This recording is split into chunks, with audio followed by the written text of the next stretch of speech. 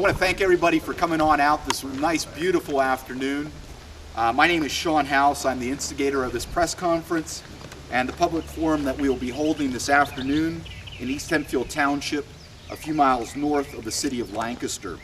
I believe very passionately that the reintroduction of cannabis sativa back into the Commonwealth of Pennsylvania will help create jobs, protect the environment, and give America the reason to return to efficient land use and bioregional industry, instead of being held hostage by politics and those who control the real wealth in this country.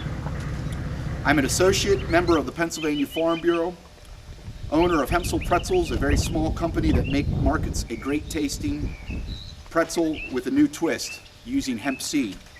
My goal is to help build the infrastructure for the reintroduction of hemp in the Commonwealth of Pennsylvania and back into the United States. My focus has been the commercial, industrial application of cannabis, commonly referred to as hemp. Prior to the 1937 Marijuana Tax Act, the medicinal use of this great plant was referred to by the American Medical Association as cannabis. The farmers who grew for commercial industrial purposes referred to this plant as hemp, hemp, or humph, depending on where you immigrated from. There's a lot of confusion, not as bad as 5 years ago, but still the ignorance prevails while our farmers suffer. Centralized agricultural production and non-sustainable land use has not helped. The goal must be to repeal the restrictions prohibiting farmers from growing cannabis hemp and the re-commercialization of industrial hemp. Hemp has been the oldest cultivated fiber, seed, and oil plant in recorded history. Today, a small display has been set up to show some of the historical as well as future potential of the reintroduction of hemp back into the modern U.S. economy.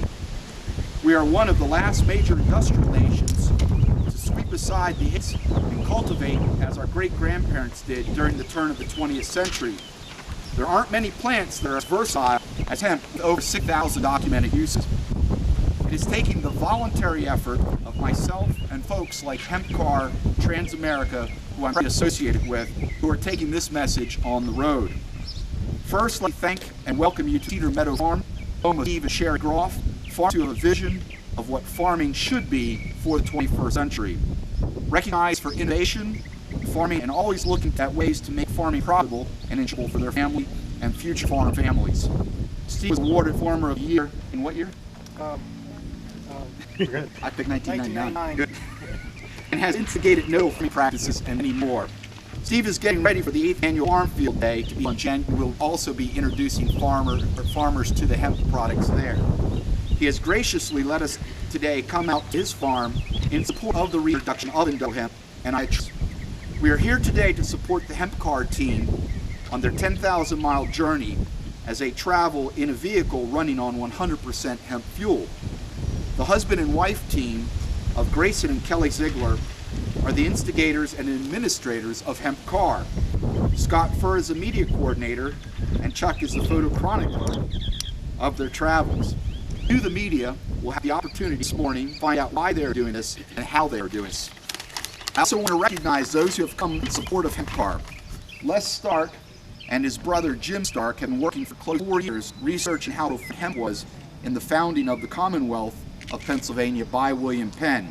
I've nonetheless feel my passion because this information is documented, proof that hemp was a staple here and abroad. Unfortunately, in today's public education system, this information is not taught to our children. If we expect the children of today to be the leaders for the future, the truth must be made known, and Les and Jim in future history should be recognized for the thousands of hours of research and knowledge they have amassed. Jane Ball, I was hoping was going to be here today. She's certainly been a catalyst and was the catalyst for me to join Pennsylvania Farm Bureau and has gotten the word out about that it must be made available to farmers to regain control over their property rights. Michael Wagner, wearing the hemp cap, is East Hempfield supervisor whose passion for hemp has grown since we met last year. And to go back to Jane Balmer, I believe truly that Jane was the catalyst that got hemp passed in Maryland for them to grow hemp in 4 years after they study it by the state. The potential of political change for the 21st century is here. Three representatives of today's largest third political parties are in support of the reintroduction of hemp. They represent the voters who aren't voting and the key constituency of those who don't vote for the political control who have been our years. Ken Evans, the Eastern Vice Chair of the Libertarian Party of Pennsylvania. June Lang, Steve's a student from Manheim Township, are representing the Green Party of Pennsylvania today. Jim Clymer, who unfortunately had to leave this morning, was here for the Constitutional Party of Pennsylvania. This issue resonates with a disenfranchised voter that continues to grow and grow up, become more cynical of politics today. It is politics today, the use of coercive government control that is the big block, keeping farmers from exercising their God-given rights as free persons and landowners of big cannabis hemp.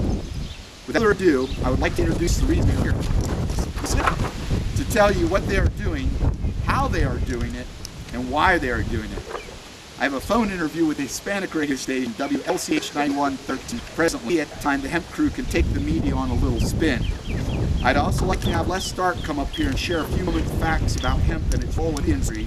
Feel free to support myself about what else we're planning on doing. And I would definitely like to invite you to Hempfield Township this afternoon. I have an open public event from 2 to 5:30. Without further ado, I'd like to introduce Grayson and Kelly Ziegler with Hempcar.